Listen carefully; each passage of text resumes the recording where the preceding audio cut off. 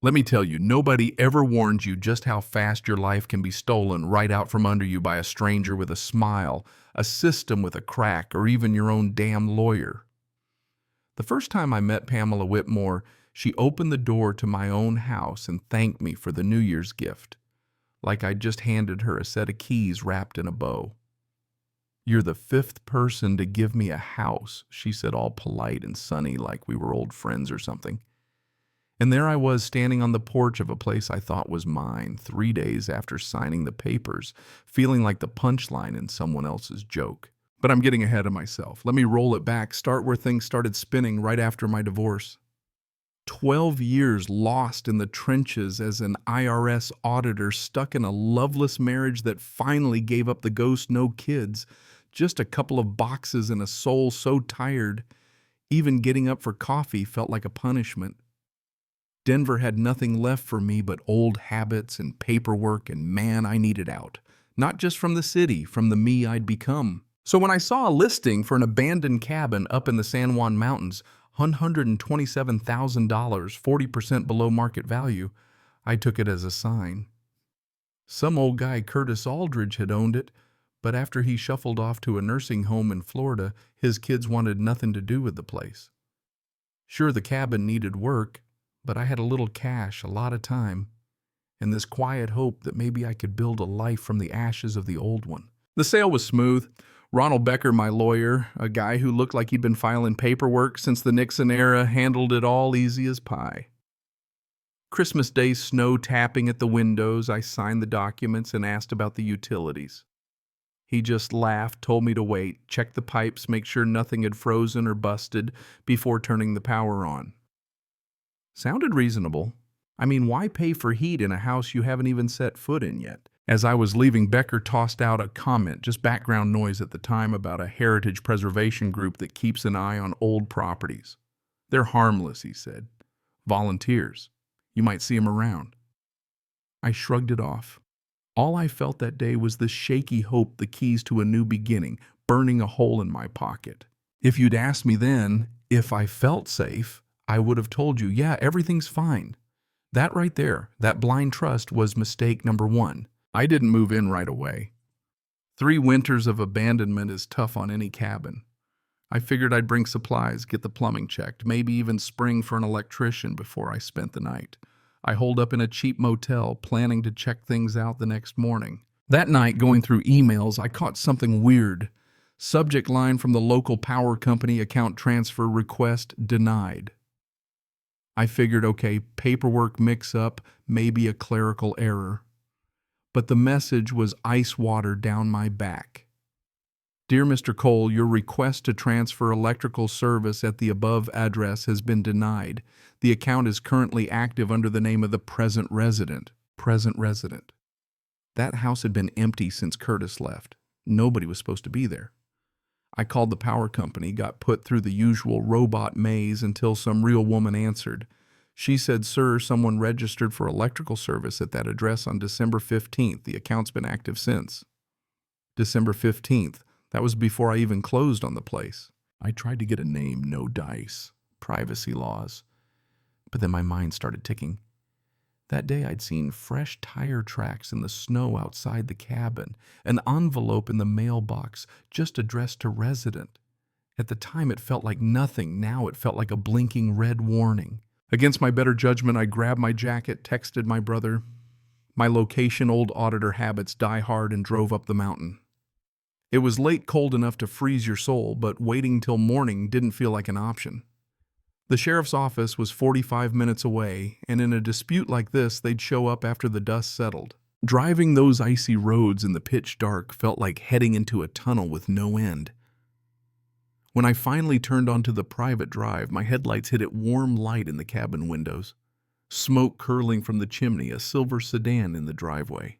My driveway. My house occupied. I parked behind that sedan, left the engine running, hit record on my phone, slipped it into my jacket, and marched up to the front door, flashlight in one hand, heart hammering away. Didn't even get to knock. The door swung open, and there she was, Pamela Whitmore.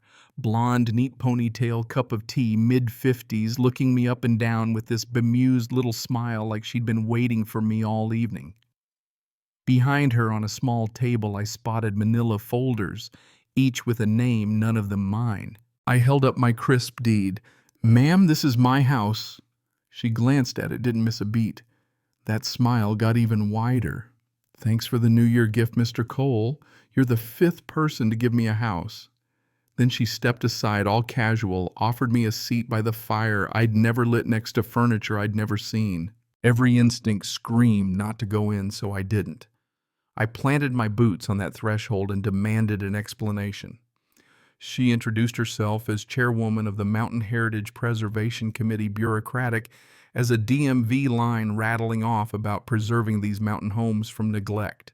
I pressed her, wanting to know what the hell any of that had to do with her being in my house.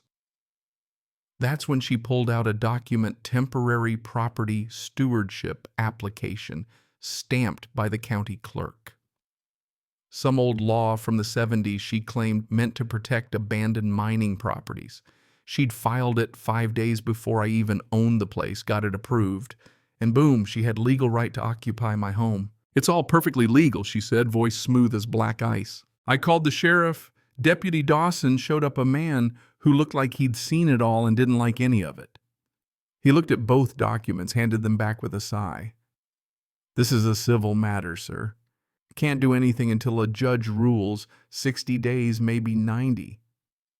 Pamela, of course, offered a sweet practiced nod, thanked him for his time. And just like that, I was standing in my own driveway with my own keys locked out of my own life. I went to my lawyer first thing in the morning. Ronald Becker scanned the law, shook his head. "She's right," he said. That knot in my chest turned to stone. The statute was real. Filings didn't show in regular title searches. And in 30 years of law, he'd never seen anyone use it like this. He promised to file a motion, but he already sounded beat. Pamela hadn't found a loophole. She'd found a door the system forgot to lock. So I did what I do best, Doug. Searched for info on Pamela's so-called committee. Nothing official, just a name she pulled out whenever she needed a reason to squat. But then I saw it pattern after pattern in county records. 4 other mountain homes, each sold dirt cheap after occupancy disputes, each one with stewardship claims filed by Pamela Whitmore. That's when the text came. The others gave up. "You will too." 6 words. And suddenly it all clicked. This wasn't just a hassle, it was a machine, and I'd just been thrown in the gears. I spent the night sifting through every public record I could find. That's when I saw it. 4 mountain cabins, all sold 30 to 50% below market. Buyers left broken houses, snatched up by the same company, Ridgeline Properties LLC, then flipped to investors for double. And guess who was the registered agent for Ridgeline? Douglas Whitmore, County Planning Commissioner, husband of Pamela Whitmore. I'll tell you, 12 years chasing financial crime gives you a certain nose for corruption. And I sniffed out the catch. This stewardship law was only legal if used for nonprofit preservation. The second Pamela tied it to a commercial sale, her application was void. And she'd just emailed me connecting her claim to her husband's company. The next morning, my car was vandalized, red spray paint. "Go home, outsider." I'd barely finished filing the police report before the rest of the town turned on me. The waitress at the diner barely looked at me. The hardware store owner told me to shop elsewhere. I checked the local forum. Pamela had already posted a sob story, painted me as some greedy Denver developer, and everyone ate it up. I tried to comment, set the record straight. My post got deleted, my account banned. Then, as I scrolled the hate, a username caught my eye. R. Becker praising Pamela. Ronald Becker's son, turns out, worked for Ridgeline Properties. Even my own lawyer was in on the con. A week later, Ridgeline offered to buy my property at a loss, $95,000. Take the hit or get bled dry in court. Classic. At that point, I only had one card left. Find Curtis Aldridge, the old owner. Called him in Florida, told him everything. He went quiet, then said, "She didn't just take my house. She broke me to get it. Turned out after Curtis refused to sell, someone vandalized his water, smashed windows, cut the power. He was old, sick, drained. Eventually, he gave up and left everything behind. Pamela filed her stewardship claim, moved right in, started the cycle again. Curtis's daughter lawyer had saved every record, every threatening email, every invoice. He sent it all. including Pamela's email. If you won't sell, I'll make sure this property has no value to anyone but me. That wasn't just a mean streak. That was criminal. For 3 days, I built a case.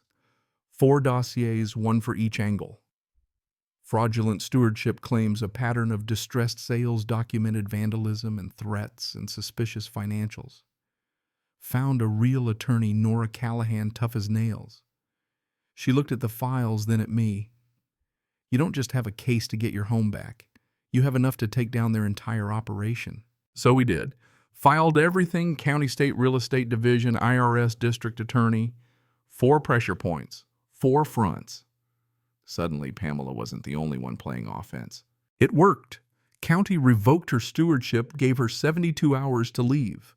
But she didn't slink away quietly. She called a town hall, hoping to sway the crowd to play the victim. Only this time I brought the truth, and so did the Colorado Mountain News, who'd run Jennifer Walsh's expose that very morning. By the time Pamela stood at the podium, the room was armed with facts. People she'd scammed stood up. Jim Harlow, Diana Marsh told their stories. You could see Pamela's mask shatter. Nobody bought her act anymore. Afterward, Deputy Dawson found me outside, shook my hand, apologized for not seeing through the act sooner. Pamela had 24 hours to clear out. She left in the night a single note on the counter. You won this time, but there will always be other houses, and there will always be people like me. Maybe, but I doubted it. Justice, slow and steady, did what it could. Pamela got fined, banned, and chased out of Colorado. Her husband resigned from the commission. Their company dissolved.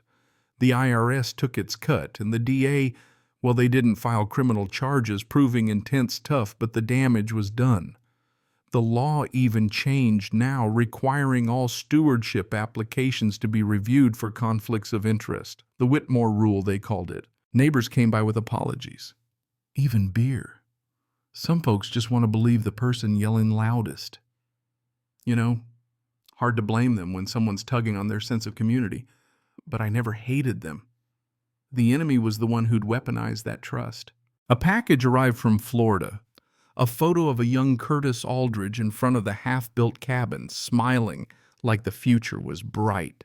She couldn't take the memory he'd written. The house is yours now. And that's what I fought for, memory home. Something no scam could erase. Spring finally came to the San Juans. I repaired the cabin, planted a garden, watched the mountains turn green. Every morning I wake up in a place that belongs to me, knowing that sometimes you win. Not with fists or fury, but with truth, with persistence, with documentation that hits harder than any punch. Pamela Whitmore learned that lesson a little too late. Maybe the next one won't get so far. So let me ask you, if you were in my shoes, would you have walked away or fought, knowing how stacked the deck was? Where's the line between justice and vengeance, between protecting what's yours and burning down the world to do it? Drop your thoughts in the comments. Share your own stories. This world's full of folks trying to steal what matters most, but there's a way to fight back, and sometimes, just sometimes, the good guys win.